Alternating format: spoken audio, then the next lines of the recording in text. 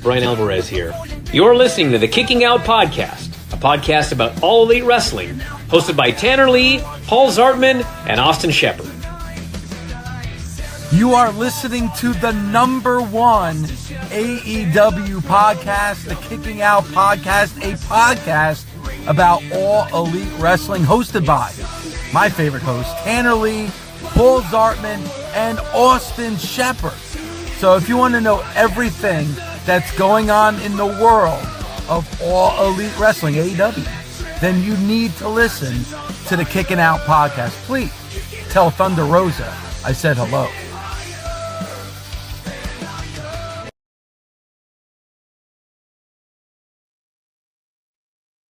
What is up, KOP Nation? It is Sunday night. It's October 12th, 2025. Brand new episode of the Kicking Out Podcast is live on the Kicking Out Podcast YouTube channel and our Facebook page. So you know what the deal is. Hit that super kick, that like button, that follow button, whatever you want to do on all social media platforms, especially on YouTube and Facebook at Kicking Out Pod.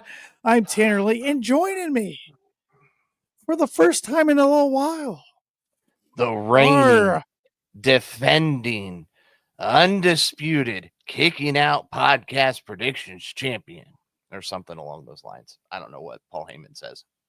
Pretty belt. You forgot Paper Champ. No, we're not talking about you. Well, Paul, it's good to see it. First time you've been able to flash the gold since you won it in our All Out prediction show. I've been busy, you know. A little busy. Unlike you guys, went out and got me some, sponsorship. Mountain Dew's all about, me now. Oh, but this is the first time you and I have been on a podcast together in quite some time, right? So, I listened to the 3 episodes I missed a month or so back when I was in Hawaii, and I already brought it up to Shep, but I haven't got to air my grievances out to you. I told you, just label it Kicking Out Podcast Goes Unhinged. So, you complained about something I tend to do on the podcast. So,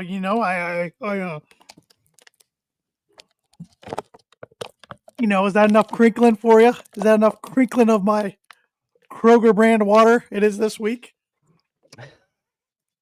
I don't even remember complaining about your crinkling of water, just your drinking of water. Oh, yeah, you did. It happens. Because when I complained to Shep about it, he says, I like microplastics. Oh, okay. I don't know. He was on my case about that. So all good. Steffi's in the house. What's going on, Steffi? She said, just a heads up.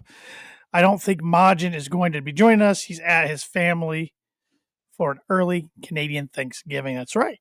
Canadian Thanksgiving. She says he might not. All right. We'll see. Yeah.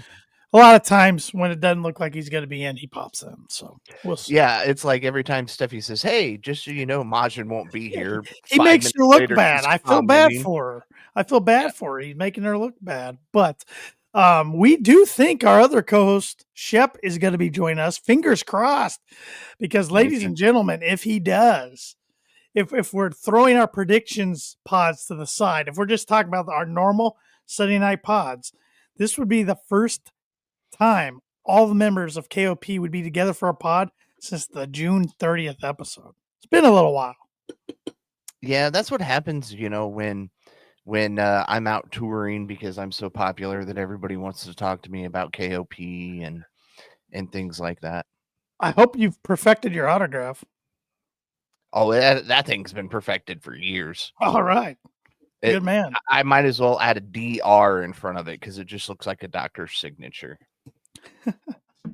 As autographs are supposed to. Yes.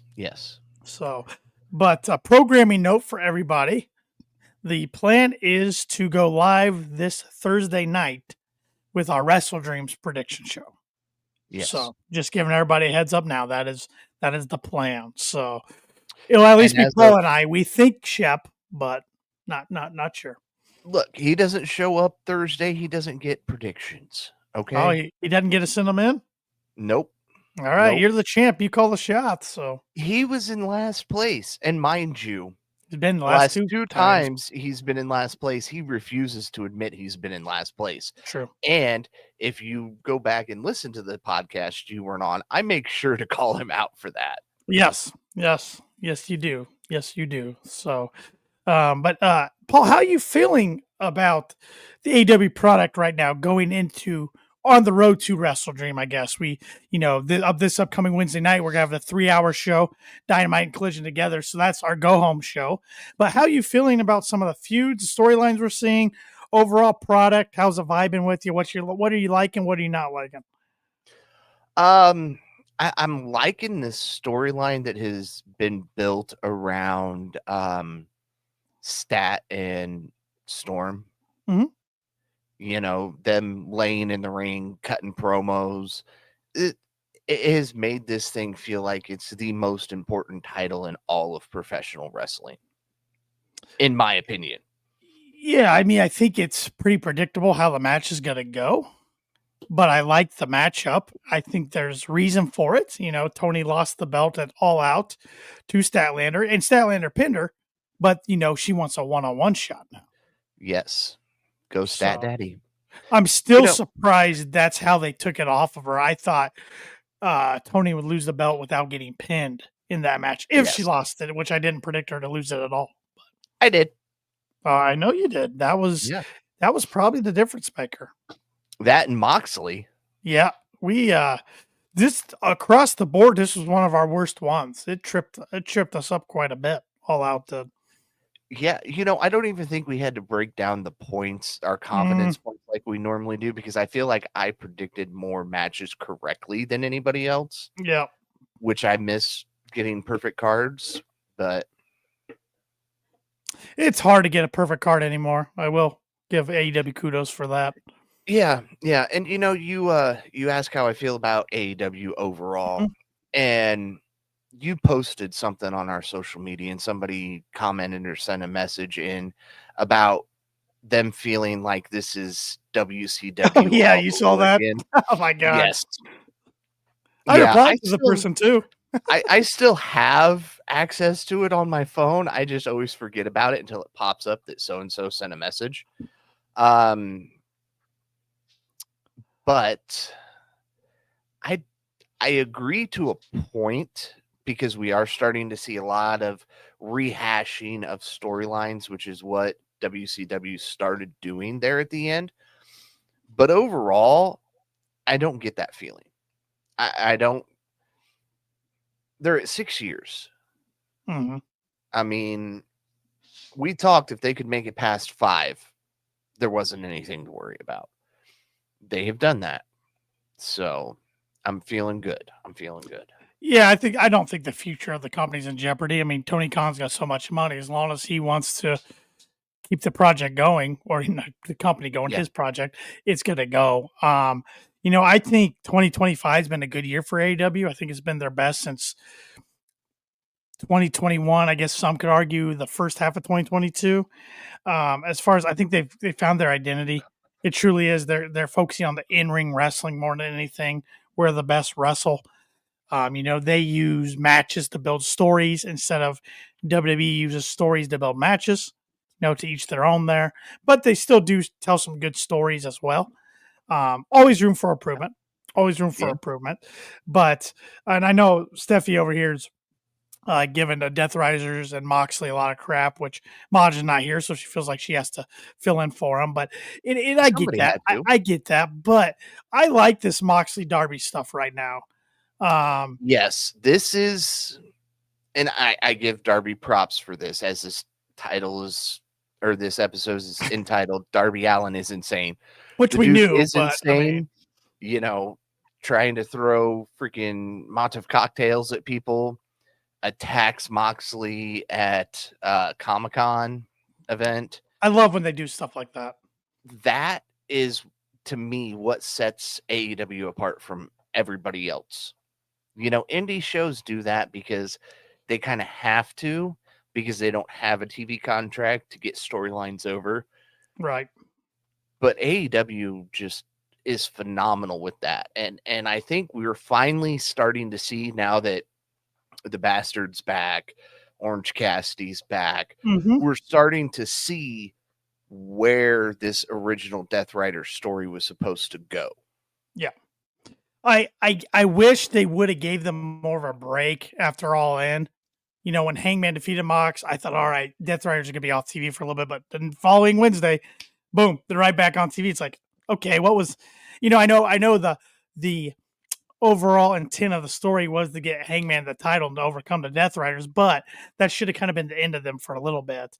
But we didn't get that. So, I mean, if and I know a lot of kids are fans of AEW, but if their parents order them WrestleDream on Saturday night, next Saturday, might want to cover their eyes for the I Quit match, because as crazy as the casket match was at All Out, I think the I Quit match at WrestleDream is going to take it to another level. These two guys, they can ratchet it up when needed. Look, I already know Mrs. Tanner's going to be covering your eyes during the pay-per-view or during that match, because we all know you don't like a whole lot of blood, and Mox is a bleeder, and Darby's all about being able to bleed as well. So there's just going to be blood mixing, and they're going to be blood brothers by the end of this. So, and Paul, I know you know this about me. I know everybody who's a loyal viewer or listener of KOP knows this about me, but I like to keep saying it. I'm a traditionalist when it comes to my pay-per-views, or if we're talking WWE, PLEs, to the fact that I like the title match to go on last and close the show. But I think Darby and Mox need to main event this show. Okay. With how the feud's been built, I think you could put Joe and Hangman, which will be a fun match. You could even begin the pay-per-view with Joe and Hangman. Oh, yeah. I think. Yeah. But I think this I Quit match has to close it. And here's the thing. Starting the show with Joe and Hangman doesn't make that title seem like it's less. Right. A lot of times you go, why is your main title opening the show? That just is stupid. But with these two, it's going to be amazing no matter what spot it's in. I just hope it's not right before Darby and Mox, because it's going to get overlooked at that point. And I could be wrong. Tony could, view it like I normally do, and he could put the title on last. But I just feel like it's not the longer feud.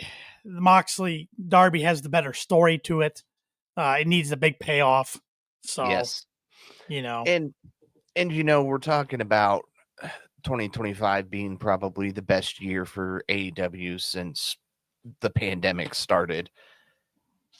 We're getting BTE again regularly, and we're getting, like we did when AEW started, things transitioning from BTE to the screen. I went back and rewatched all the most recent BTE episodes since they took back over. The knife that they get from Jack Perry, he's still got this protector. I can't think of the name for it off the top of my head, but he's wearing it when he comes to the ring. When he returned in his tag match, it's there. Mm-hmm. It's like that brings BTE back. Yep. It's been a nice touch. They're not as long as they used to be, but that's fine. I'm glad they found the inspiration or the motivation to bring it back and pump them out. Something to look forward to on Mondays. And when they were, those 20 to 30 minute long ones, or sometimes longer, you had a lot more people. You had Cody, you had Marty, you had SCU. No, it's just these two and Brandon again. Yeah. So there's no need to be a 35 minute long. That's fair. Show. That's fair. Yep. What else are you enjoying about the product? I'm gonna tee this up for Shep too, who should be joining us momentarily, but I want to get his thoughts too. Okay. Overall, I'm just enjoying every bit of it, honestly. This has been the first week in a long time that I've been able to watch both Dynamite and Collision live. Normally I'm watching reruns. I watched the highlights of Collision again. I've been a bad Collision watcher. I will be honest. Dynamite, I usually catch live, but Collision, I usually don't. Yeah. Even when I was able to watch it live, I'd go back and watch the replays of it. But they're firing on all cylinders right now. They've got good product. They know what they're doing. They're setting things up properly. You know, if you do miss an episode of Collision, it's still not like, oh my gosh, it's a big deal. But you might miss a match that's announced for Dynamite. Right. Or pay-per-view, And like they announced last night. Yeah.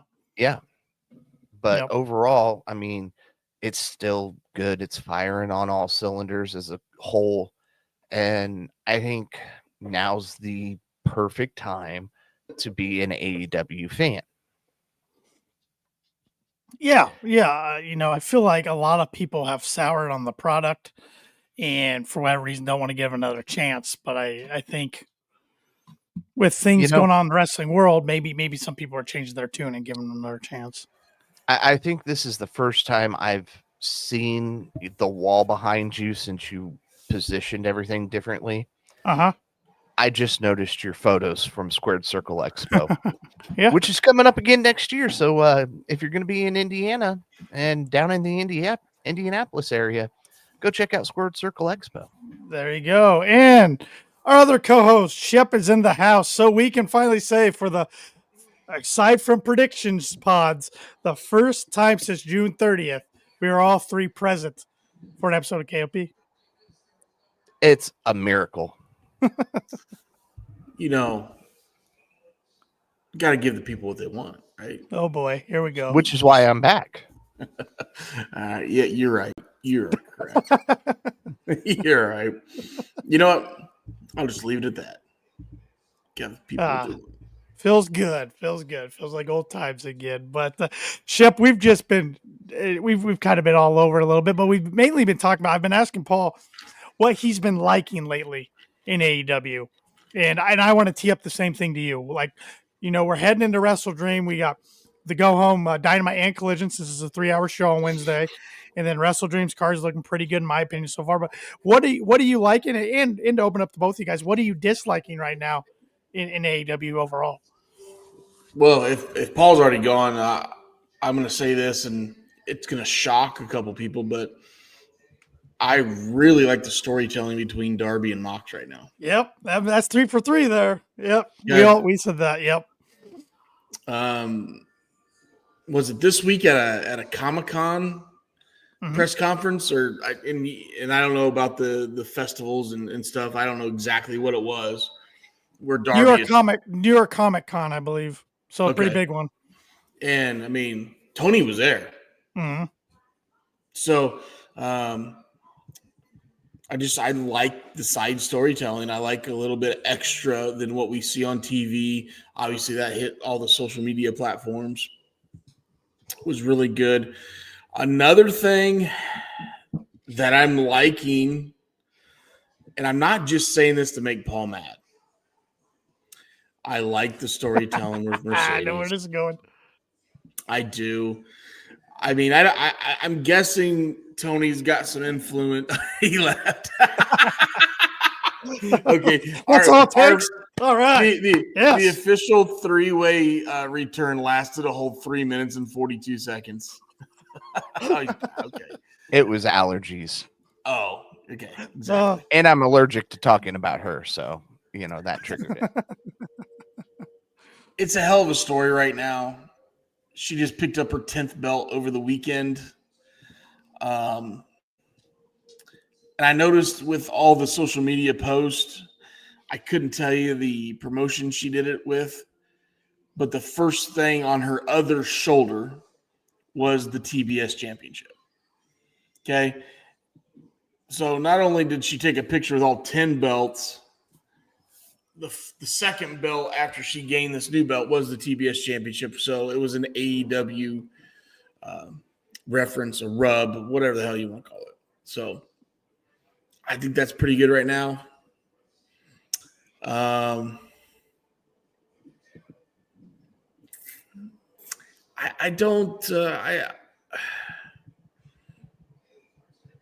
I don't dislike this, but I don't like it. I don't know what the hell they're doing with the conglomeration right now. Yeah, just kind of. It's a little. At first, I really liked it. I really liked the backstage promos because they're wacky and they're off the cuff. But all of a sudden, we got the Paragon involved, and I don't know, not my favorite. Kind of feels like filler to me, to be honest. Yeah. And then I really don't know what they're doing with this, with the tag team division right now. I think Men's that's or a little bit women's? scatterbrained. Yep. Well, women's we haven't really started. We haven't we haven't got the bracket yet, which I'm kind of. I mean, I'm guessing after WrestleDream they'll give us a bracket, and then maybe it ends at Full Gear or World's End. Maybe that'd be my guess. I don't know. But with the men's, I'm kind of with you there, Shep. Like, of course, we're going to get Brodito. We know now it's Brodito versus Okada and Takeshita at WrestleDream, which I'm not going to say too much about that because I don't want to spoil my prediction. But and we have the Jacksons, the Bucks are going to go against Jurassic Express in a money match. But I don't like that Jet Speed and FTR are going to be on the pre-show. I don't like that. Well, what are they doing with Hurt Syndicate and Gates of Agony? It's just a trios match on the pay-per-view, which I think is dumb because we already saw that. We've already saw it. Yeah, we saw that. We saw the street fight. There's no stipulations on it, so I'm like, I was kind of hoping the street fight would be the end of it, but I guess not. So again, I feel like the tag divisions and just pause mode or coast mode, I should say. Nothing's really getting pushed. So, how do you feel about Hangman and Joe? Love it. I love it. I think it's. I mean, obviously, there's not a lot of storytelling behind it, the way they've done it, but I think it's a great opponent for Hangman. I think it'll be another hard-hitting match like he just had. I think they'll beat the living snot out of each other. But, I mean, I'll tell you my prediction right now. I mean, it's just another way to elevate Hangman, and Joe's a hell of a name to do it, and I think he'll do it the right way. Well, and I'll throw one out there, too, because I don't think this is a secret. I think they're just finding feuds for him to do till MJF comes back. Because he's got that contract. Correct. But I believe when it's time to start the MJF feud, that thing needs to be at least 6 months. It needs to stretch that long. I just don't see them doing that. I mean, I'm not saying I disagree, but I mean, when's the last time, if ever, have they done stress a feud that long? I mean, if it wasn't for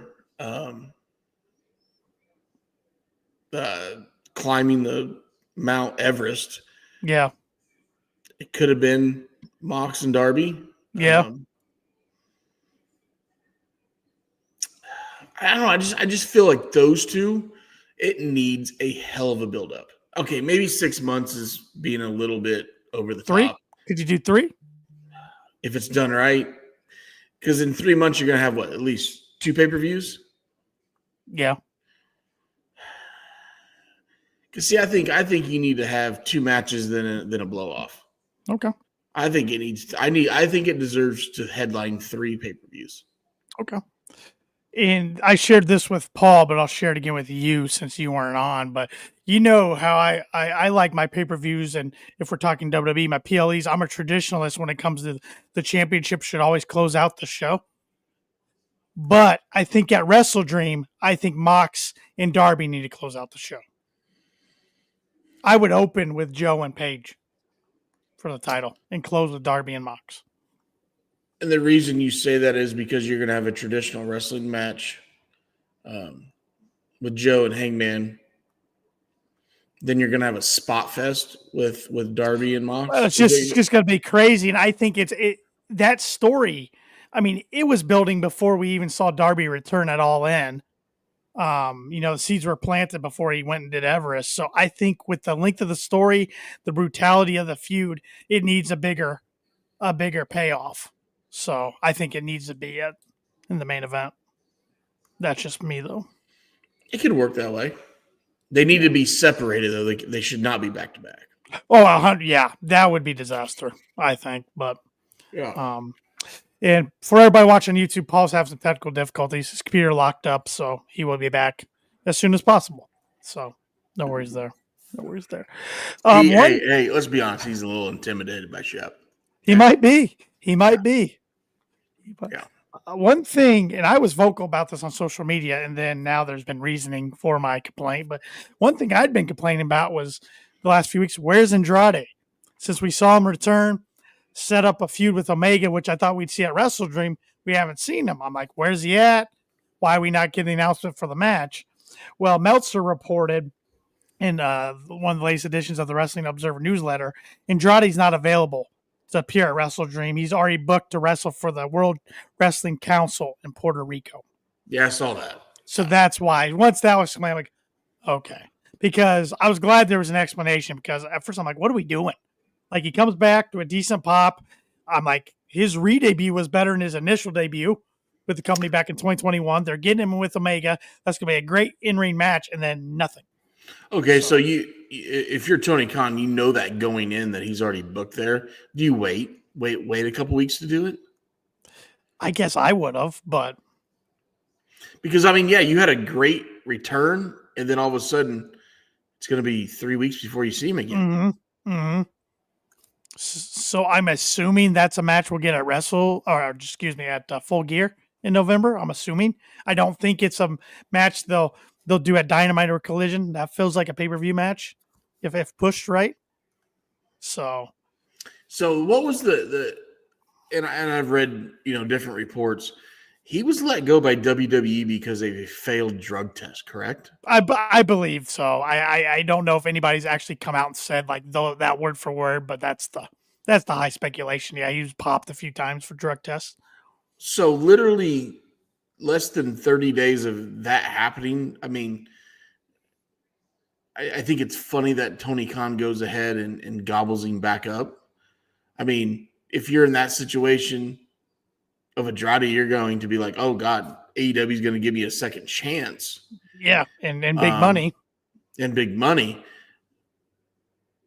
But you got a lot of negativity behind you.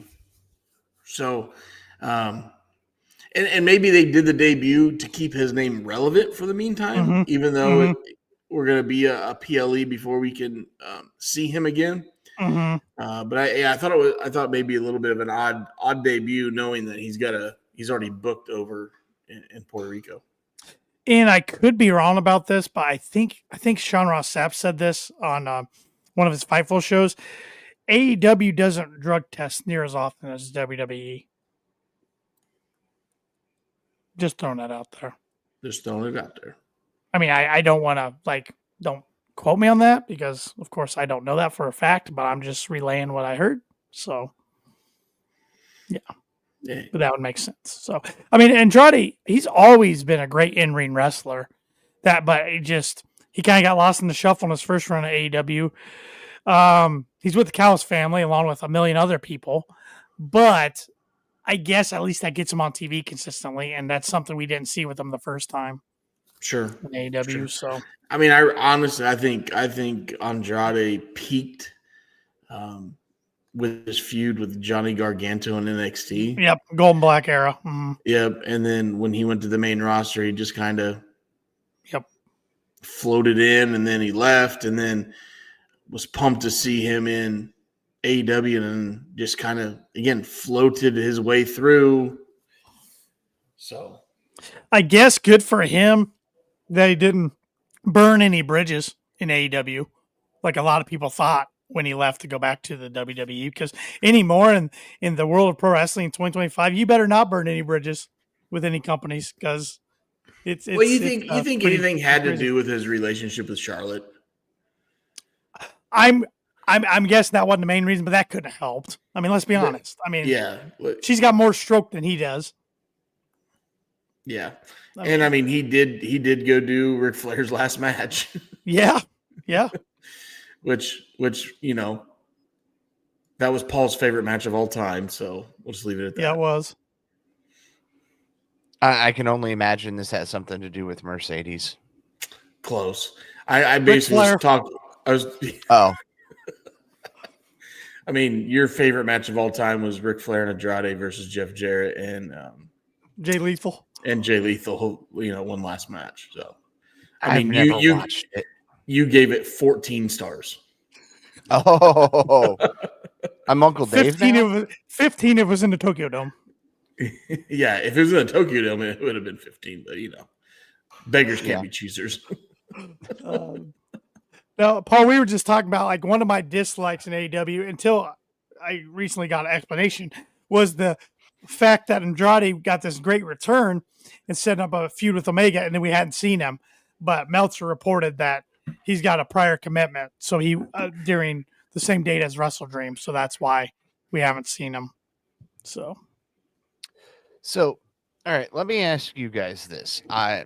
The reports have been all over the place, and I want to see what your thoughts are. Not that it's happening, but that there was possibilities. Cross and Scarlett coming to AEW. I listened to their interview or watch, I should say, with Chris Van Vliet. I'm a big Chris Van Vliet fan, and I like his interviews. And yes, we know. I like how Paul just do that. TVB. Yeah. We know. Wow. That's a little aggressive. That's Holy a little shit. aggressive. Holy shit. Wow. Holy Shep, shit. if you would have seen Holy him shit. Shep, Sorry. when he met Chris at Squared Circle Expo, he was like a little freaking boy who got to sit on Santa's lap. He was all No, it wasn't, but all right. We had a nice conversation. Story. It's my story, and I'm sticking to it. Yeah, you tell stories as well as Vince Russo. Bro. Man. I've missed this. I've missed the back and forth between the three members of KOP. But I think there's a lot of potential that was untapped with then Karrion Kross and I will say Killer Kross. But I honestly don't see them in AEW, even though I think they'd be open to it. I mean, there's still, they left TNA because of stuff with Don Callis when he was there, stuff between him and Scarlett. So I think a lot of things would have to be smoothed over. But I did like what they said. If they ever go to AEW or full sign with anybody, that's their last stop and they're flying that flag and making the promotion as best they can. I like hearing that. And I like them. They're like, honestly, we're still talking about WWE and this way we are. It wouldn't be fair to Tony if we went to AEW right now. So right. I had no problem with what they said whatsoever. No, neither did I. But yeah, everything always boils down to creepy Uncle Don. Yes. I give Callis a lot of crap. That guy's so good at what he does, though, on TV. Yeah. He's so good at being unlikable. Well, you know what? So was somebody else, but look what he was doing behind the scenes. And now we don't even mention his name. Wow. Yeah, that's true. Exactly. That's true. But that's because he's your uncle. That's because he. Oh, okay. We're talking about somebody different then all of a sudden. Cyrus the Virus. Yeah. Cyrus the Virus. I think AEW an old story that was on KOP that I know. I was thinking you're referencing somebody else that was in AEW then went back to WWE, but then when you called him the uncle, I'm like, okay, I know who he's talking about. And we'll leave it at that. When it comes to Don Callis, I think sometimes AEW pushes him a little bit much because they want him to be the Paul Heyman of AEW. You're 100% correct. I don't think Don Callis can cut the promo that Paul Heyman can. No. Not saying Don Callis is bad. Don't No, I don't. There's very few that can cut a promo like Paul Heyman. Correct. I think when it comes to that, Ever. Paul Heyman's the GOAT.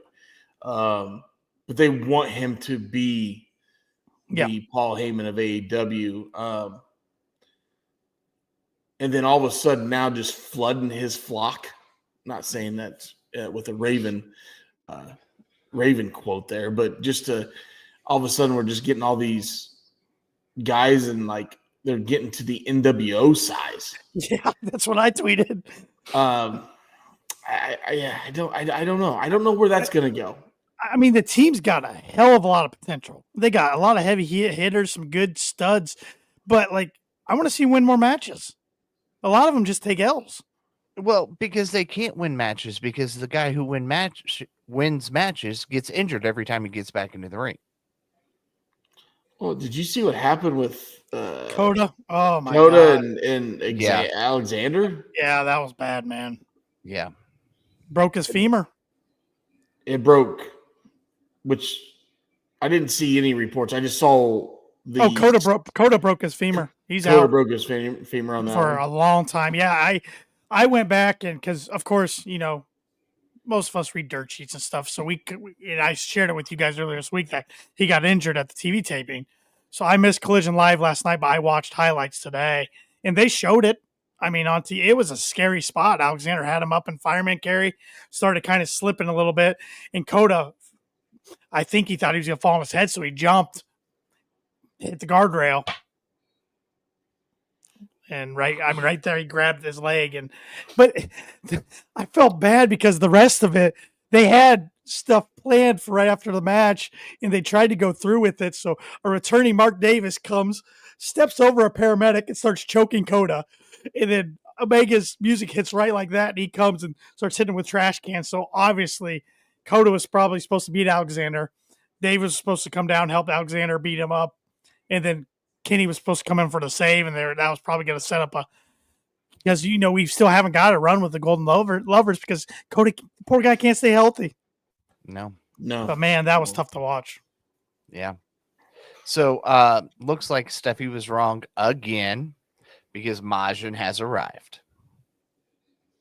And he says Coda needs to retire. He's just injury after injury. And yeah, I hate to see it for the guy. I mean, his career has not been the same since he hurt himself in 2021 in that match with Okada. He's been snake bit ever since he's been in AEW. Adam Cole's been snake bitten. Jay White's been snake bitten. I mean, there's a handful. Got Wardlow the last few years been snake bitten. I think Samoa Joe right now is in the spot against Hangman that was supposed to be for Wardlow. I agree. I think Wardlow was going to get that big of a push with the Callis family. He would have been Hangman's challenger at WrestleDream, but they had a pivot. So yeah. Yep, which is why it was such a last-minute addition, so to speak, because it's like, all right, how do we make this work? Oh, we put them in a team match together, and then after the match, Joe flips shit. Yep. So, but and go back to the Callis family. I mean, we can see what's going on with Takeshita. He's going to be the one to break out of the group. I mean, we can see that face turn's coming, but what's that mean for the rest of them? I don't know because they are so big. And now Mark Davis just returned on Collision. So, I mean, that's another one in the mix. Brian Cage, Shep's boy, is probably going to be returning in a handful of months or so. That'll be another one. I mean, yeah, I don't know, like when's enough type of thing, Yep. Imagine thinks Fletcher will be breaking out soon and turning. Are we going to get a reunion of United Empire when Ospreay comes back? I hope not. I want to see them going against each other more first. I mean, that's a legit, genuine question, not a, Well, who knows when Will be back? I mean, they're hoping maybe by Allin next year, but there's no guarantee. And, I think that's also been something AEW's been having to navigate around. I mean, Will's out for a while. Swerve's been out for a month now and probably out for a little longer. MJF's off TV right now. A lot of their heavy hitters aren't there. So what was the final deal with MJF? What was his injury? I don't think he's injured. I think he's just taking time off. He's just taking a break. Honeymoon, and I think he was doing a TV or movie project or something. So, and the only reason I bring that up, and I get it, I get a TV project, especially nowadays, or maybe even the honeymoon. But yeah, if it's not an injury, with all who is out right now, is it the right time to let him? Oh, I get it. Hey, I'll give him a little credit with the honeymoon, but when it comes to like a TV project or a small movie or whatever, at some point Tony's got to be like, look, I'm already down Swerve, I'm already down Osprey. I need you. Hey, we did it with Moxley back in the day. If you remember Moxley, he never got his vacation. He never got his vacation, but you know what? Moxley was a company man and knew he's old. Moxley's old school. Yep. Moxley's about as old school as they come, I would feel like. Yeah, I agree.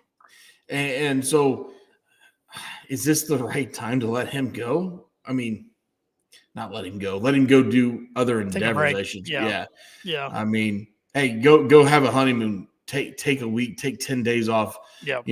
Go down to the Dominican, sip you some pina coladas, consummate the new marriage. Let's go. Have a great week. Work on your fucking tan, but get your ass back to work. Come on. Yeah. I think we'll see him back here in the next handful of weeks. I'd be shocked if he wasn't back by full gear since it's in New Jersey. A few noteworthy items. Saw a former AEW Women's World Champion sign an extension with the company, and that's Hikaru Shida, who should be appearing on TV soon. We haven't seen her in a long time. She had some visa issues, but she supposedly has signed a new contract. And got a brand new visa. So she should have switched to American Express.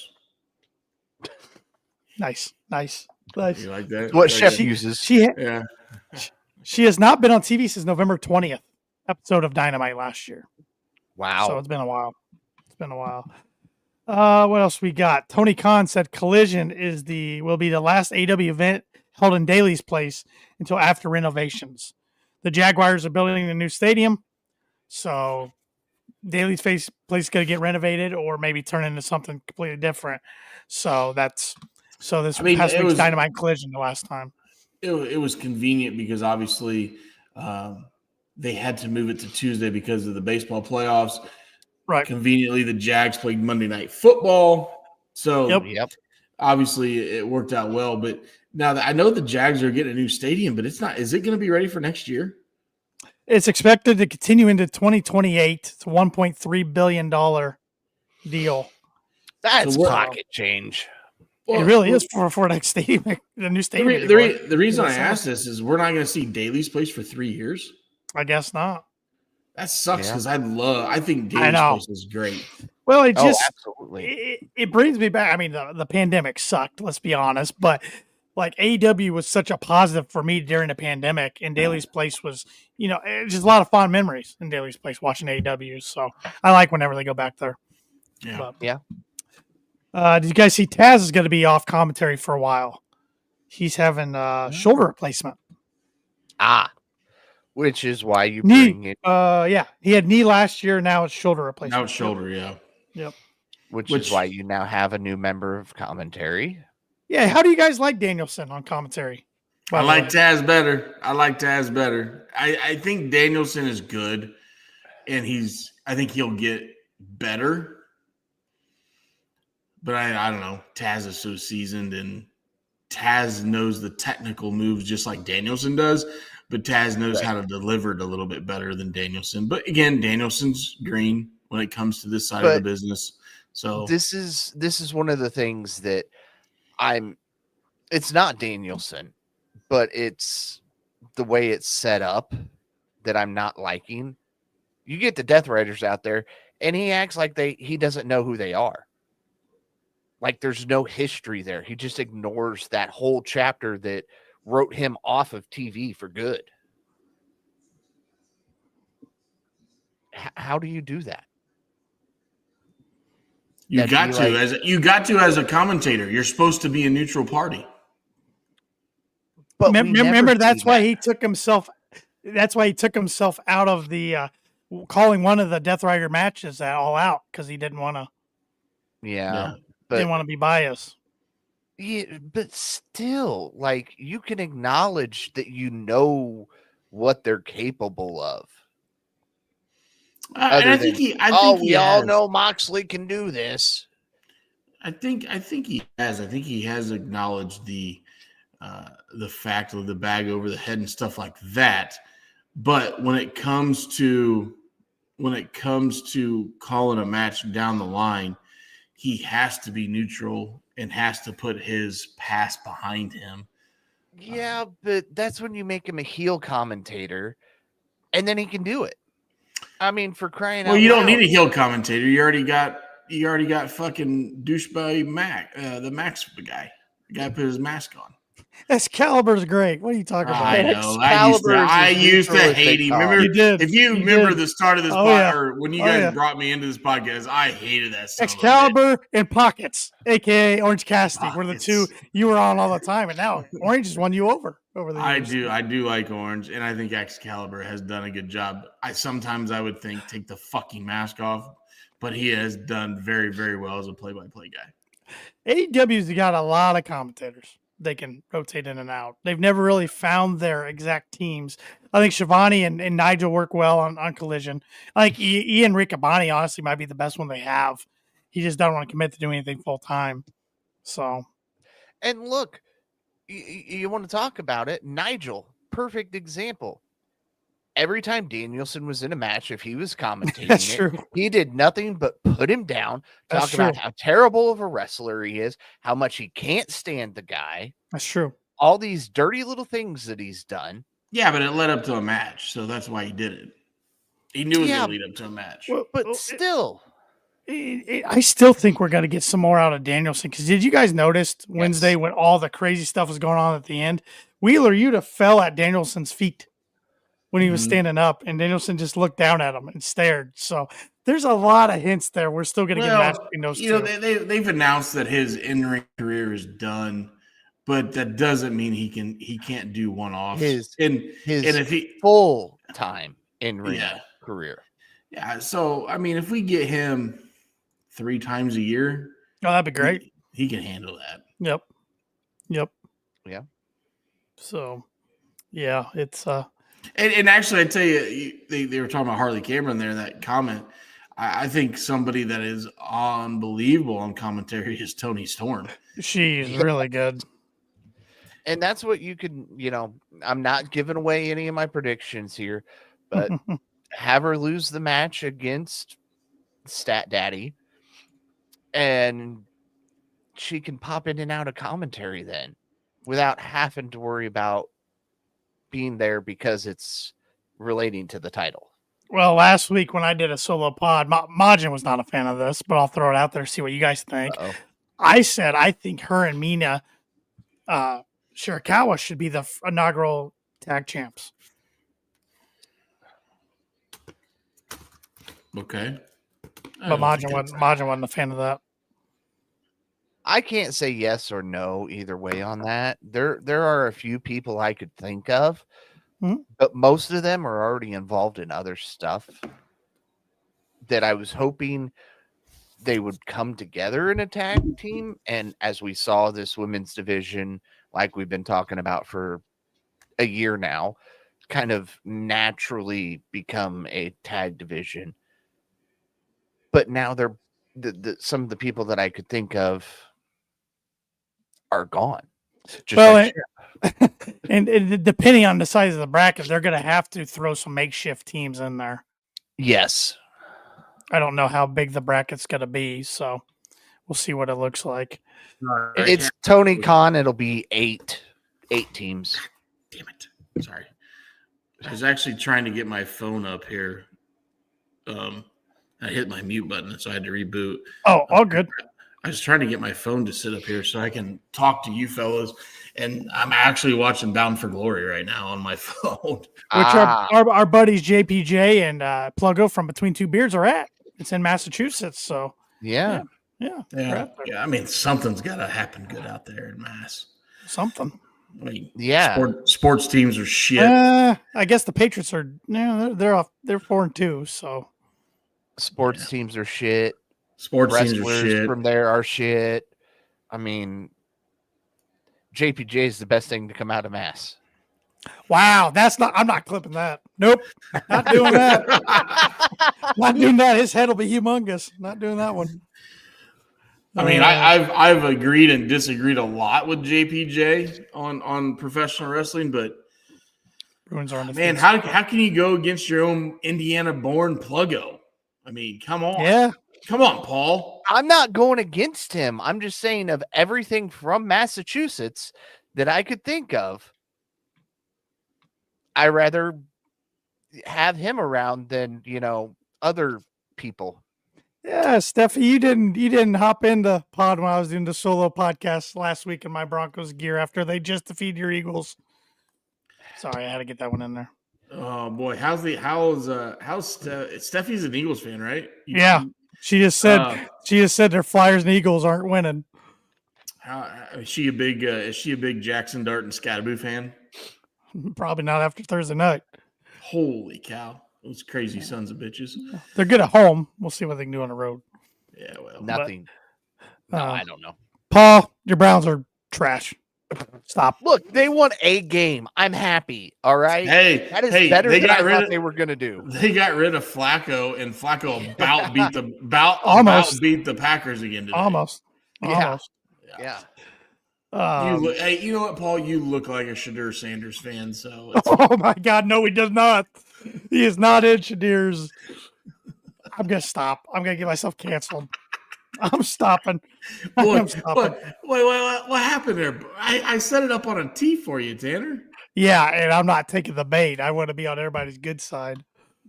But jeez. Have you guys seen this card for Dynamite and Collision Wednesday night? This 3-hour show we're getting. I've saw bits and pieces. I've not seen the final card. So which I'm sure it's all subject to change. Yeah, we're getting Kenny Omega and Jurassic Express versus Mark Davis, Hechicero, and Josh Alexander. Which I like what they did last night on Collision with Kenny and Jack Perry. Kenny pretty much saying, I don't trust you. But Jack Perry also saying, we have common enemies right now. So type of deal. We're getting a Trios Championship match. We got the Ops. And Hangman's going to be on commentary versus LFI. I like that. Sammy, Roosh, and either Beast Mortos or Drillistico. I don't know which one. We're getting what they're calling famous last words before WrestleDream between Statlander and Tony Storm. Getting a special face-to-face with Darby and Mox. Orange Cassidy and Kyle O'Reilly versus Wheeler Yuta and Daniel Garcia. Claudio versus Roderick Strong. Sky Blue versus Jamie Hayter, and Shelton Benjamin and Lashley versus GOA in a tag match. About half of that doesn't really excite me. The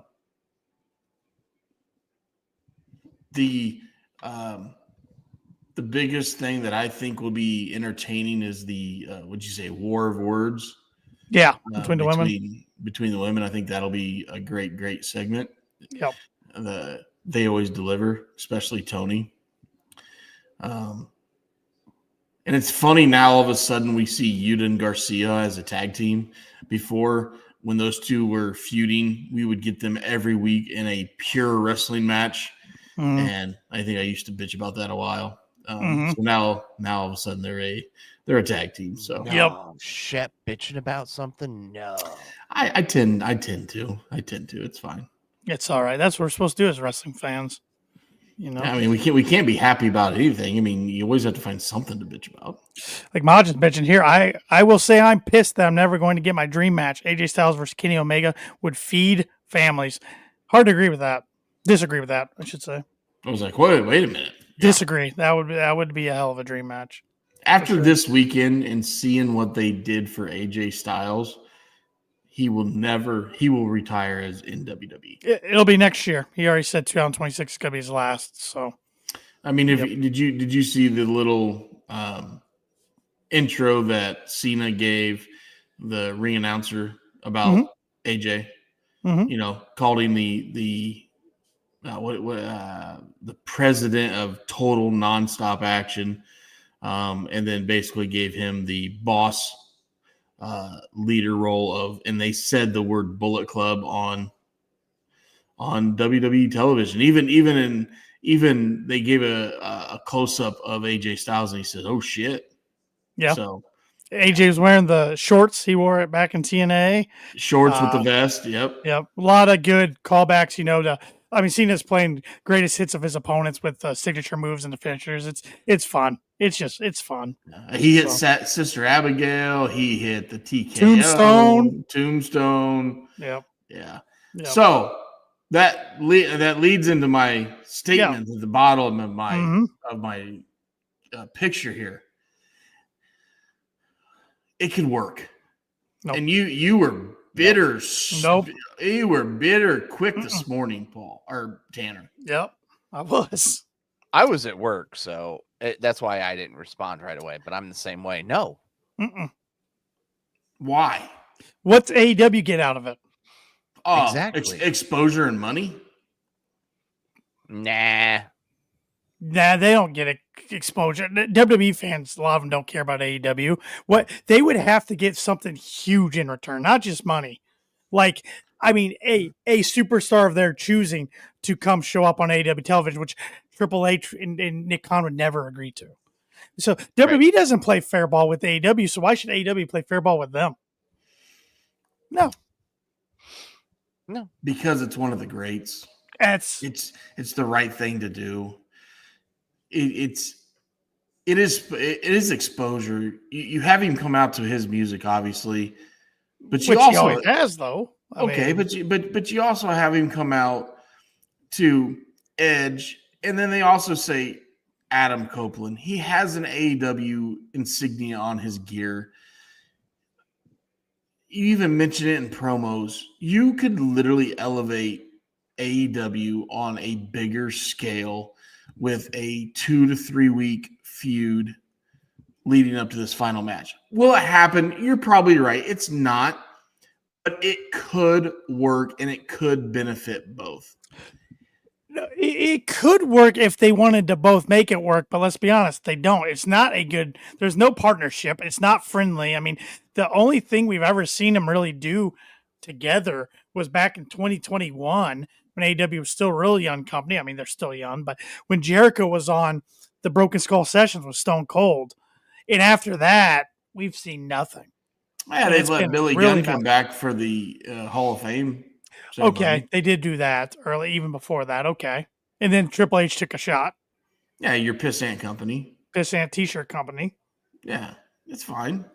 But I don't know. I mean, if you think about it, it's the right final opponent. Maj said they will. No. I think Copeland, Edge, whatever you want to call him, is one of Cena's top rivals. I'm not disagreeing with you there. But for Cena's last opponent, it's got to be a younger talent that they can elevate going forward. It can be a strap a rocket to this guy's back type of thing, because Cena's so old school, he's got to go out on his back looking up at the lights. And I think that person will be Gunther, and it should be Gunther. You think so? If I could handpick who it should be, that's who I would pick in WWE, Gunther. Quit saying it that way. It's Gunther. Gunther. Now that I know you don't like me saying Gunther, I'm going to say Gunther even more.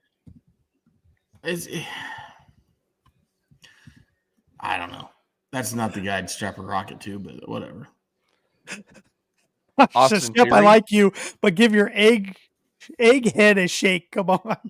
What? My egghead? You know, like my fucking forehead? I just got a fresh haircut. But it's, there's been a lot of WWE people that want Edge to come back, and I get it because Cena's went against most of his good rivals during this tour, which I still think WWE's botched, and I think some of it's not John's fault. I mean, The Rock had a big hand in it, saying "Peace out." But yeah. Amon said Cena's going to go out on his back looking up at the lights, just like Mama Wang with Shep. Hey-o. Heyo. That's a pretty good one. That's a pretty good one, Majin. I give a shout out. And he's getting yelled at by Steffi, excuse me, but I thought it was a pretty good one. Yeah, it's hilarious. Oh man. And you, never mind. I don't kiss and tell. Again, stuff being queued up for people who aren't responding. Man, this is a disappointing episode of the Kicking Out podcast. Why is that? Everything's being queued up for everybody, and nobody's taking the swing. Trying to behave. Yeah, well, I mean, I haven't even said the F word yet. Yeah, you have twice, but who's counting? Shit! I did? Yeah. I don't even remember what about, but yeah. I don't either. And then good. You, when you had technical difficulties, you said some other words.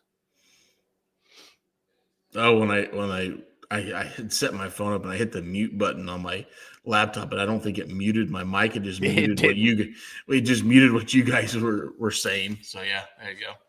Yeah, well, that didn't count. I was on mute. So far, WrestleDream card, we have 8 matches so far. And well, we also have pre-show matches too, so we have more, but 8 on the main card. That might be it for this one. We might be done. This might be the earliest we know when the card's going to be.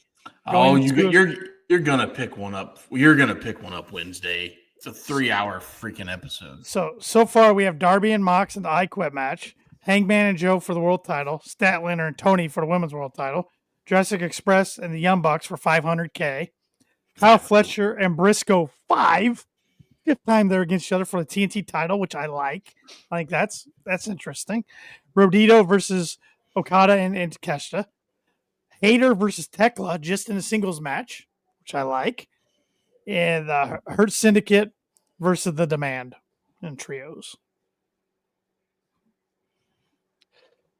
Do you think it's a is it too soon to take that belt off of Fletcher? I feel like I'll be honest, I don't know who I'm predicting yet. Thursday night in our predictions. I don't either. I don't. But like Briscoe just got a huge singles win over MJF last pay-per-view. I feel like if there's ever a time to put a singles strap at AEW on him, it might be right now. Well, what I'm saying is after Hey, I never did dislike Briscoe. I just said he was getting stale for me. I can get on board with him getting a title shot. That's all I said. But he is a very underestimated wrestler, singles wrestler. I mean, obviously we don't see him in tag matches anymore, but I feel like the work he's done in AEW is very good. He can put on a hellacious match. The reason I say I don't think it's too soon is because I think once you move on from Hangman and Samoa Joe, Hangman needs somebody. The people we want to see are on the shelf. Why not throw in another Fletcher match, which they had an absolute banger at the last pay-per-view together? They did it all out, but I think if you run that back, Fletcher's got to take the title off of him. Has to. No, then it hurts him. Why don't you stretch this son of a bitch out until one of these guys, until Swerver's back, until Hangman's, or until MJF is back, until Osprey's going to be back. But MJF should be back soon. I mean, you can stretch this out for 60 to 90 days. You know, there's enough gimmick matches in Tony Khan's mind, in his brain. You could stretch this out. And yeah, you think if they're going to take this belt off of him, eventually he's going to need the world title. No, you can have a 90-day blow off with him, and that just makes him more hungry, and he can cut a promo about that.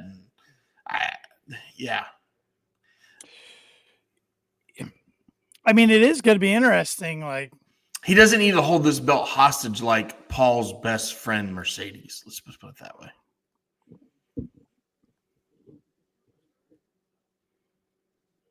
Oh, you got a middle finger and a camera off.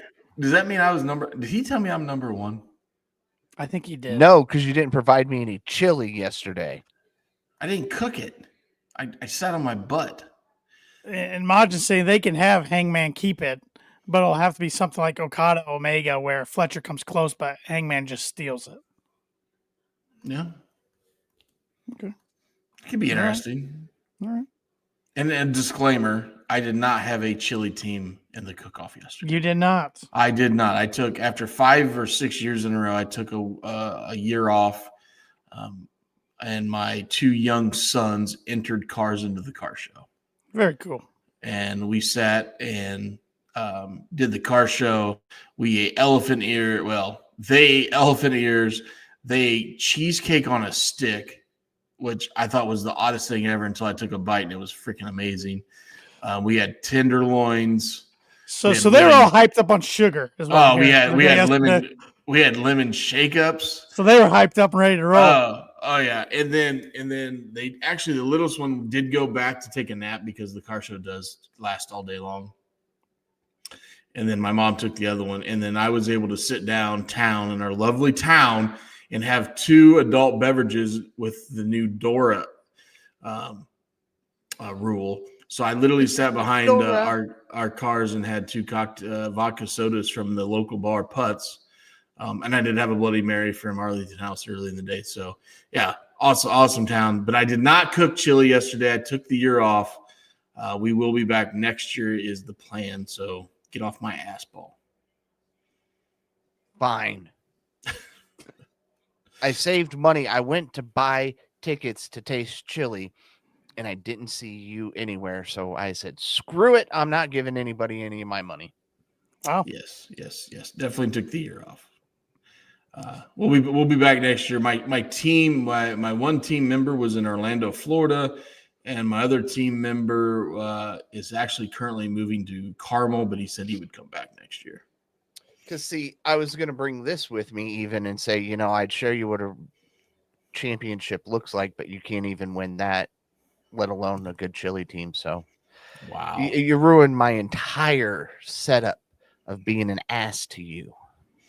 Yeah, that's not very nice. I would have put 700,000 Scoville units hot sauce into your chili if I knew that was the way you're going to be. Look, I've been fighting allergies, so that probably would have helped.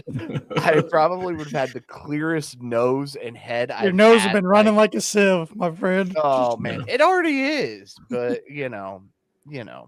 My wife hates when I use that expression, so I use it all the time. Running like a sieve. Oh, she hates it, so I just do it all the time. What the hell does that even mean? What did you do? Look it up. I use it all the time. So, I mean, as long as you don't call her a sieve, it's okay. I do not. Yeah, she might smack you. Well, it wouldn't be the first time. It wouldn't be the last time. Wow. Wow. We don't need to talk about domestic abuse on the KOP podcast. Yeah, that's people can definitely take that the wrong way. Yeah, that's true. Yeah. That's true. What else? What else we got to talk about? I feel like we had since the 3 of us have been together. Yeah. I feel like AEW has been since we've been together. Sorry, mm-hmm. I feel like they have been on a definite uptick. I think so too. Paul and I were talking about that. Like, I see a lot of people just negative about wrestling right now. I think AEW is doing a good job of putting blinders on, sticking to their primary focus, figuring out like what their objective is as a company. And that's in-ring product. We're the best wrestle. We're going to have matches that set up stories instead of stories that set up matches more times than not. And I think they're doing a good job of it. They're doing a good job with working with what they have with heavy hitters on the shelf on both men's, so mostly men's side. There's not too many women's heavy hitters on the shelf right now, thankfully. But I think they're putting on good shows. I mean, maybe I'm a homer, but I think they're doing a good job. No, the only complaint I have is we're giving somebody too many belts. Well, there's a reason they're doing that. There's going to be an end game to it. She's related to Snoop. That's the only reason anybody even cares. Oh, Jesus Christ. She's giving the company good promotion wherever she goes. All right, look. You know what? So did people who are no longer in the company. I'm bringing my chair back. I was standing up for this. I gotta sit back down for this shit. There is a gentleman who still is no longer with the company, has returned to another company, but still spends almost as much time talking about AEW as he did when he was with the company. No, that's because so we're going to praise him. Well, I mean, you already do. You've got like 17 action figures of his behind you, but he's still one of my favorites. But yeah, that he doesn't have 17 belts. Why does she need them? He's the all right. Backtrack. Kenny did the same thing. All right, FTR Paul did the same thing. Yeah, and they're great. So why can't you say Mercedes is great? Their reigns weren't as long as this. They're having her eclipse Jade's reign as TBS champ, which is smart. Yes. What are you going to do after she loses this title and she wins the world's title? Can you cry? You going to stop watching? No, I'll still watch. I'm not going to buy a shirt that says if Mercedes wins the world title, I complain about it online. I'll complain about it online, whether she wins or not. But I mean, that's the end game. Eventually, she's going to hold all the belts. Yeah. You know, we thought she would eventually like start losing them because I think she lost one here a while back. Did lose one and gained more. And she lost the New Japan one. Yeah, we thought she would start losing belts, and then that would get her in the world title picture. Nah, but I think now you and Majin can hang out together, Paul. She will be the first dual AEW champion where she holds the TBS and the World Championship together. I'm convinced of that. Hey, Majin, we can mute every time Mercedes is on TV, and we'll talk about Marvel instead.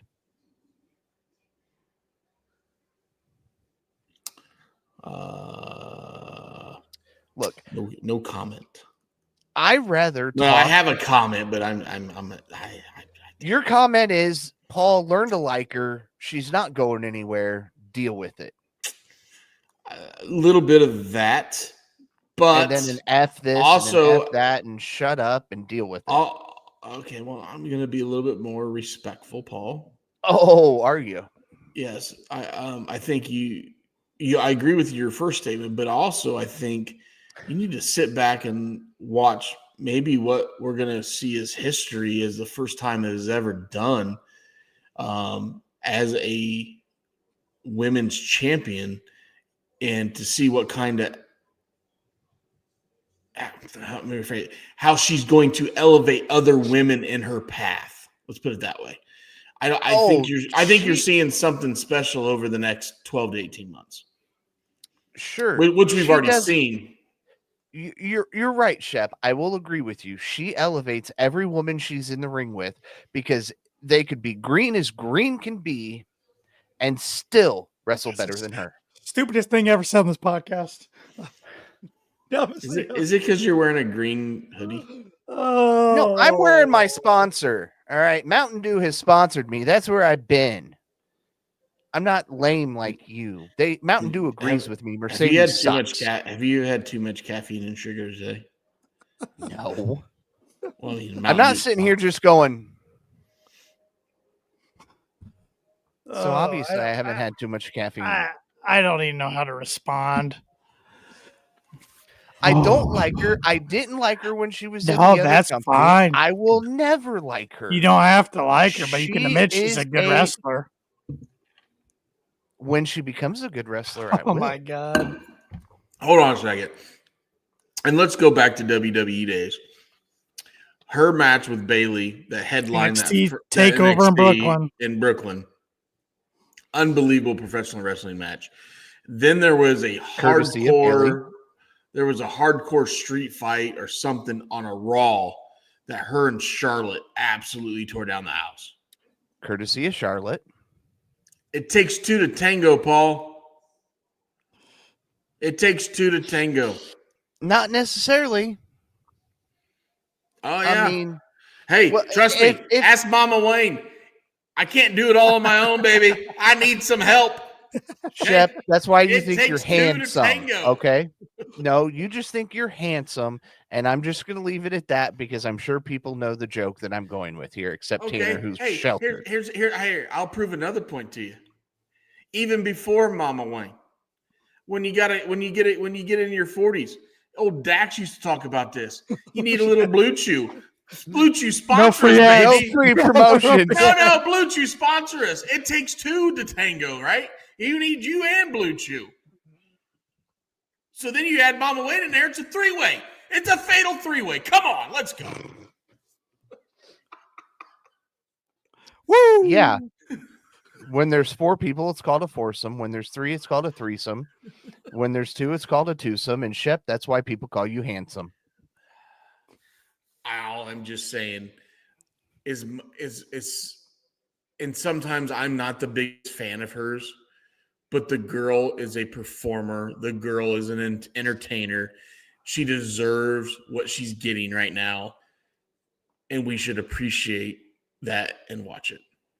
So There is you go. Britney Spears. Are you going to talk about Britney Spears being the best? Britney Spears is a fucking nut job on Twitter, dancing half naked when she's got teenage boys asking her not to do it because they're her kids, and she's a fucking nut job doing that. You cannot compare Britney fucking Spears and her together. That is absolutely the dumbest thing that's ever been said on this podcast. Mercedes Moné and Britney Spears compared together. Are you fucking kidding me? This was awesome. But God, I missed this. All right. What are you doing, Paul? Look, you weren't a I'm part going of to the throw your podcast. ass into the lake again off the fucking pier if you do that again. That video just showed up on my Facebook feed like yesterday, too. That's hilarious. Look, you weren't here in I got a little lightheaded 2021. there. You weren't here in 2021. And I don't know if you were watching or listening regularly, but I would get on this podcast every time we did it, and I would complain about Britt Baker because she couldn't perform in the ring. She got better. I stopped complaining. I actually enjoyed watching her wrestle. I'm waiting for Mercedes to do the same thing. Hey, not to interrupt you, but this is going to be the smartest thing in this last 30 seconds have been said. I am watching Bound for Glory. Dudley just made their entrance, and they brought Spike back. No, that's good stuff. Nice. Yeah. And Spike has no hair, by the way. Yep. No, he's like completely bald. he's balder than you. Yeah. Wow. I cut my hair fucking short, okay?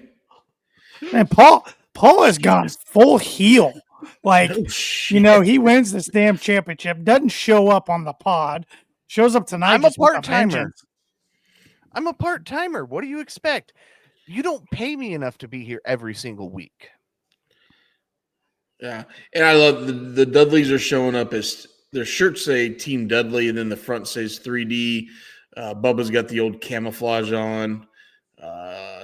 Yeah, this is kind of actually a cool moment, actually. Not that I wouldn't want to disengage from you two and fellas, because you know you guys are my favorite, kind of. But Sometimes I'll take it. Kind of cool. Yeah, you and Majin can just go be Mercedes haters and have fun. Oh my God! I love it. Thanks, Stephanie. Yeah, Good old Joey Styles. legend. What is he doing nowadays? Can anybody Google that? What he's doing? I don't nowadays? think he's doing anything. Is he still wrestling getting related. Is he still getting just probably a good old royalty check?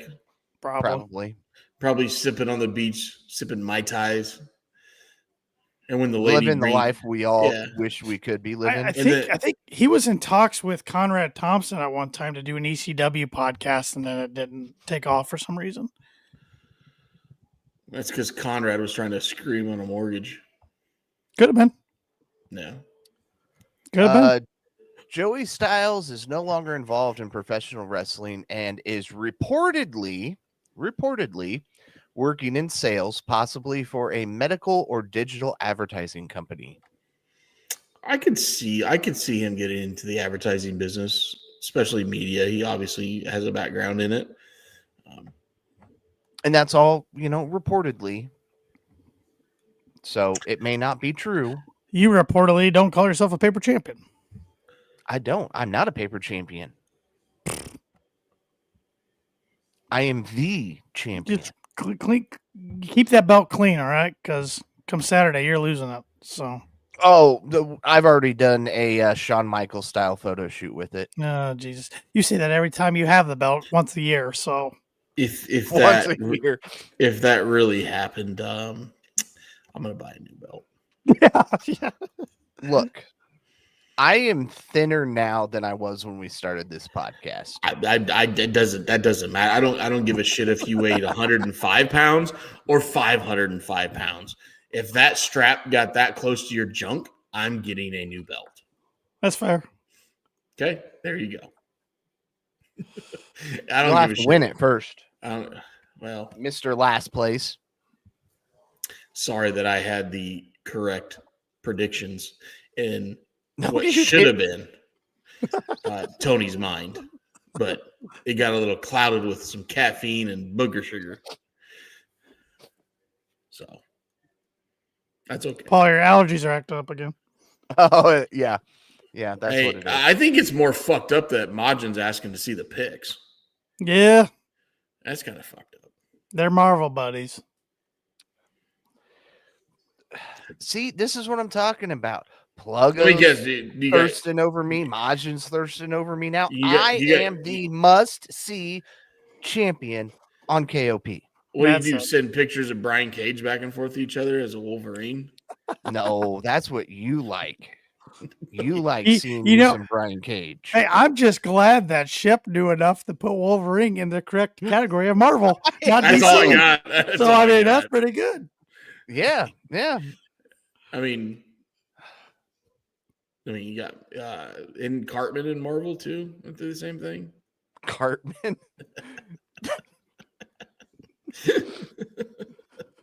Any Indian Marvel character?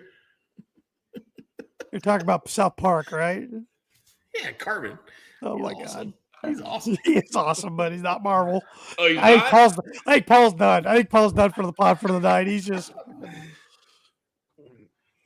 Hey, so I haven't gotten a chance to do this with you yet, Tanner, and I know we're quickly approaching the minute or the hour 30 that you try to keep it under. So, you guys want to talk about some wrestling history, some stuff that happened on Sure. today's date? Yep. Let's do it. Oh, are you starting a new little segment here? He I've started done with this you, already. genius, Oh, when I was on vacation. I forgot. And then I disappeared because I won the title Yeah. and I was needed elsewhere. Yeah, both of you disappear whenever. Well, no, Shep was a fighting champ. We just never Yeah. saw the title. It was like in a damn briefcase, like when Moxley had it. So Yeah. Yeah. You disappeared for almost your entire reign as champion. false. Well, he went on a honeymoon. He went to Hawaii. He touched the giant Tetons. You know, he did all that. Played some golf. Anyway. I about said something that would have got me. I know exactly what you're going to say. I don't even think it would have got me canceled. It would have got me. Divorce? Yeah, if she would have seen the podcast, which she never watches. But yeah, Okay. Well, it'd been your luck. She's on her way to work tomorrow and decided to listen. Yeah. All right. Go ahead, Paul. Go ahead there, Mr. So- Derby guy. So yesterday was the American Dream's birthday. Dust the rose, baby. So hats off to him. Yeah. Son of a plumber, baby. 2022, Orange Cassidy defeated Pac to win the, at the time, AEW All Atlantic Championship. I remember talking about that on the pod. That was a good match. Way to It go, was. Pockets. Way to go, Pockets. 1992. That's the the year I was Steiner- born. I've been 10. God, you're the old. Fuck I off. was 5. The Steiner brothers had a meeting with WCW's Bill Watts that ended with them storming out of his office, suggesting their impending departure. And a gentleman debuted in USWA by the name of Tasmaniac, Yeah. later shortening to just Taz. Bill Watts sucked. And I remember him getting booked out of the USWA into ECW at the time. It was closer to 93 or 94. And he was a one-off for Heyman. And he paired him with Sabu, and Sabu's like, I don't want to work with this guy. He's like, I'm gonna pay you $500. I'm making that amount up. I can't remember how the documentary goes, and he's like, okay, I'll do it for $500. And him and the Tasmaniac had a match. They're like, oh, we got to do it again. I need $500 more bucks. Okay, and that's how the feud between the Tasmaniac and Sabu came about. See, it was Majin. It wasn't me. You Bullshit. came at You me said over it, motherfucker. You What's said that? it. I read his comment. You said it. I heard the name podcast, so that's part of my gimmick now.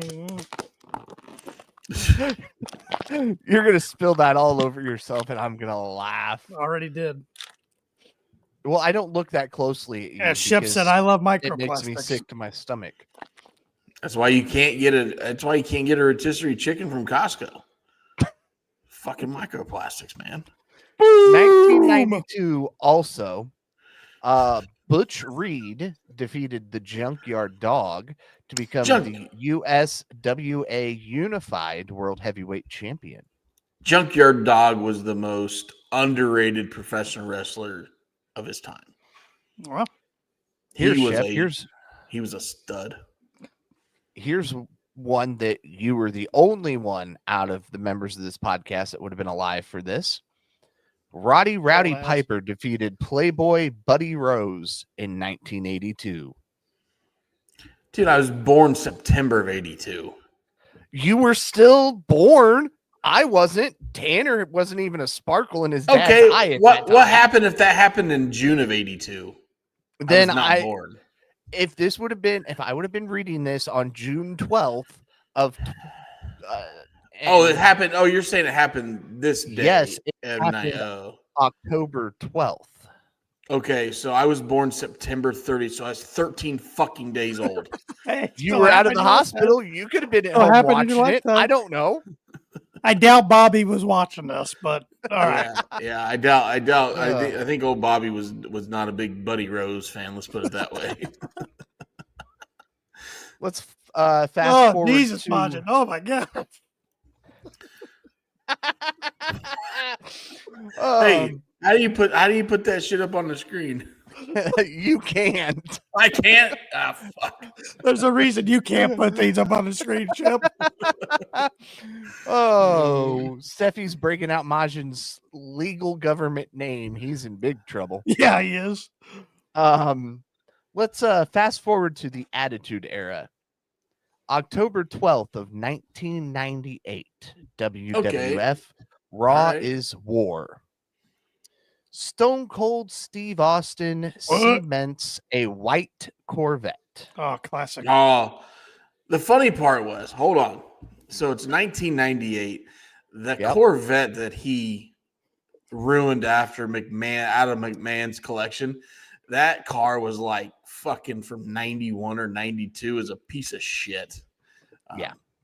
Exactly Why why the reason it was allowed. Yeah.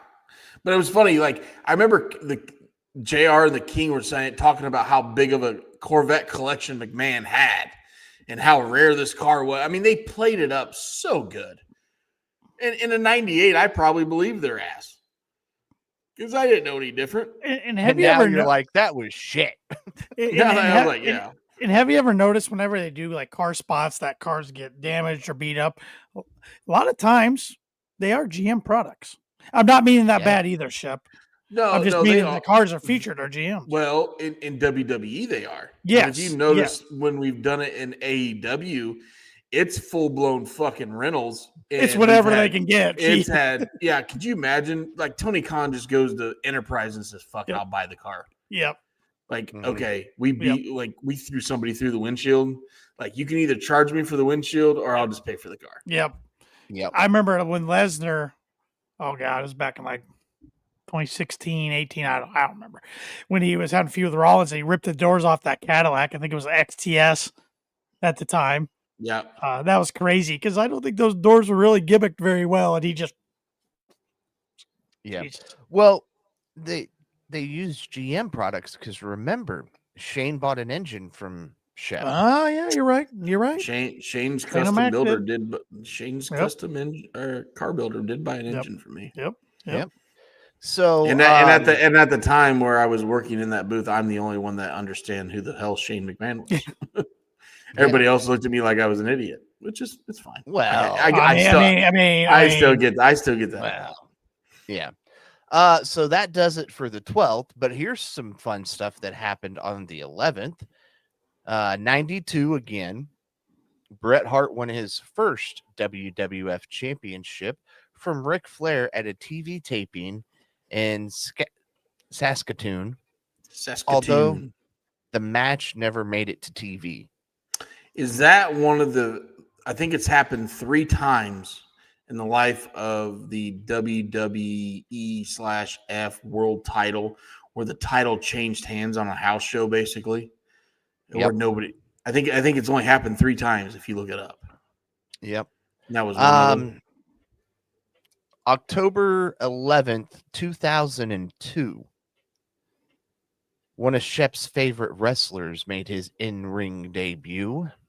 The one and only Eddie Kingston. October 11th, 2002.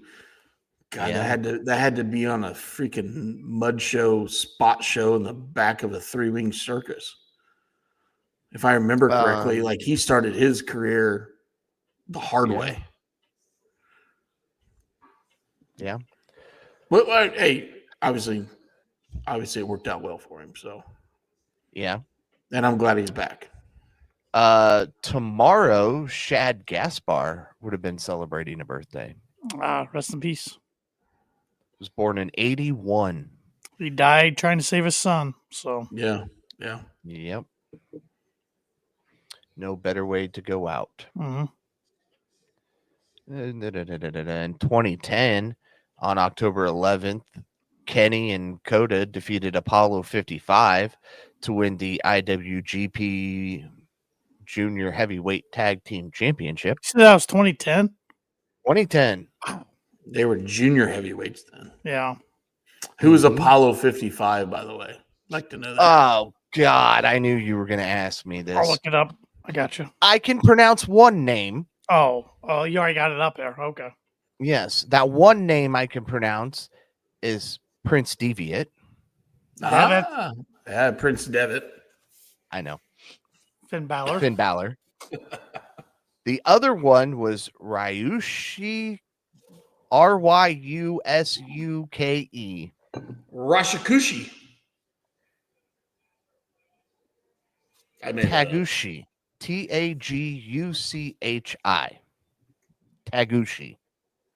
Gesundheit. Yes, I feel better. That's good. That's obviously a hell of a team too. Well, I don't know the other guy, but obviously Prince Devitt was a hell of a guy to take the belt off of.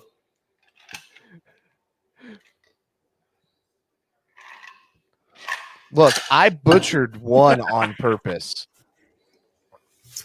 just to see which one of these two I could get riled up. Purpose.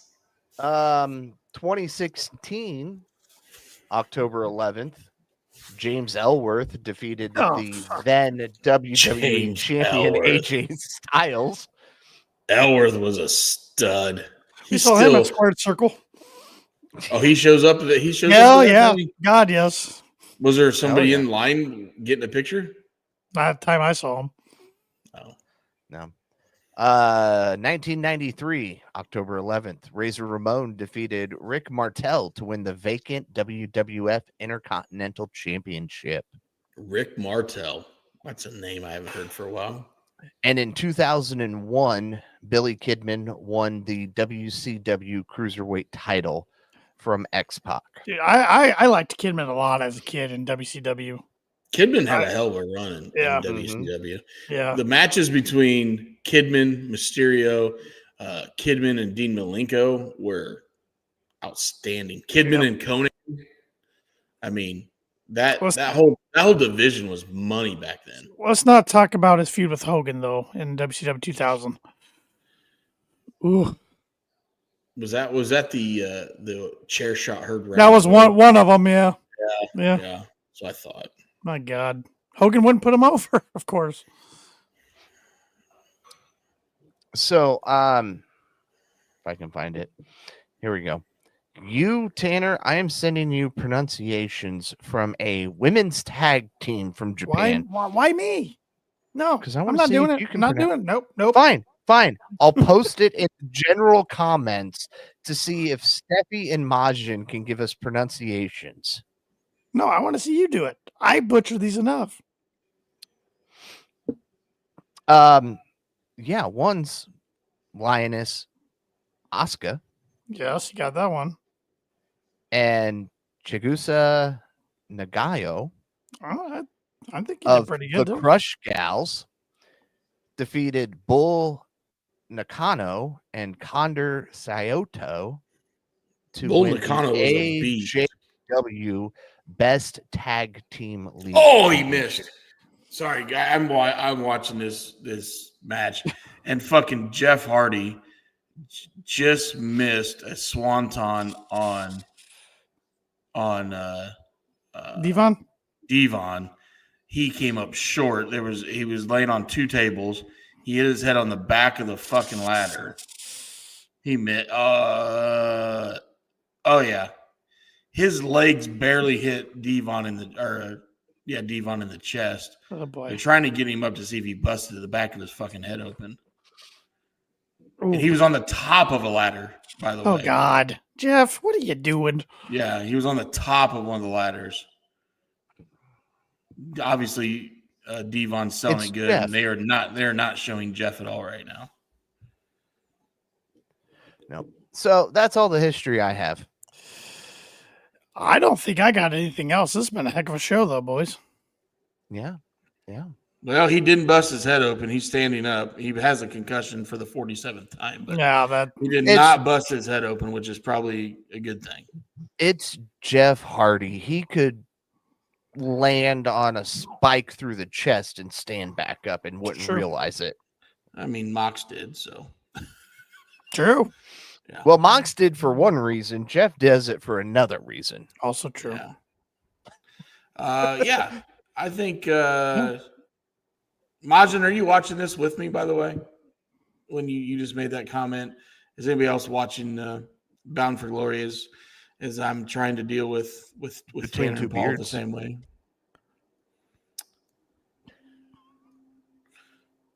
Actually, I'm trying to deal with Paul. Tanner has been fairly respectful for Thank you. most of Wow. But then Paul got me fired up comparing Mercedes Moné to Britney Spears, and I'm still. You couldn't even pronounce her name just there. See, you can't because he's so pissed about it.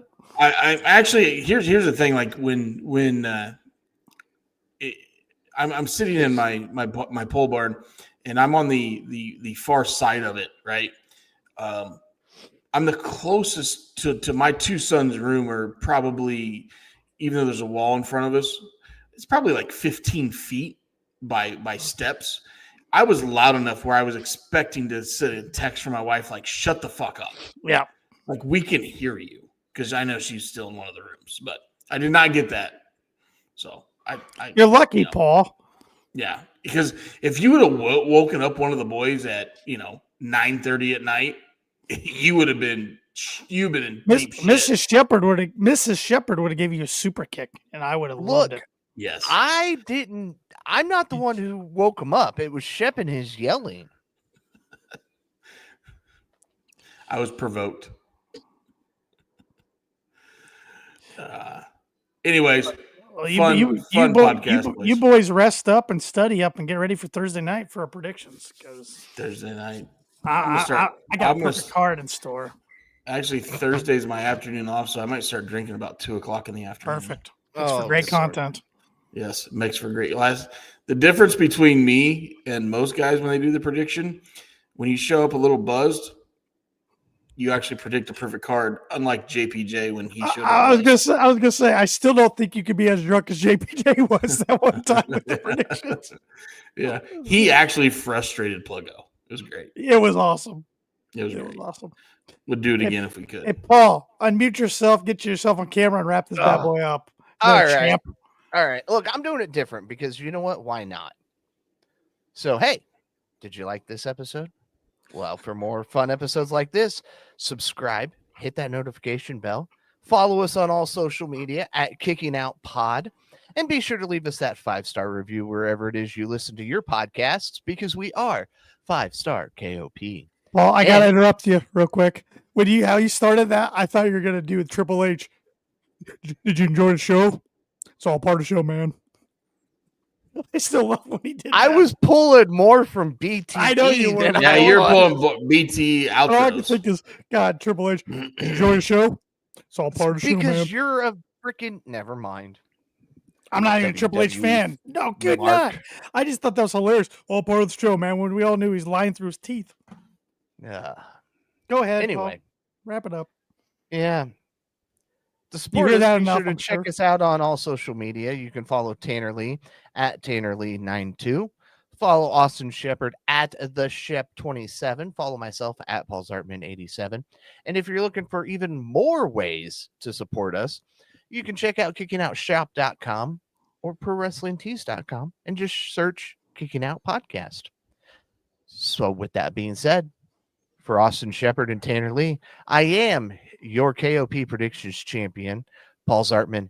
Join us Thursday as we make predictions and kick out yet another podcast. This is where I say goodbye and good night.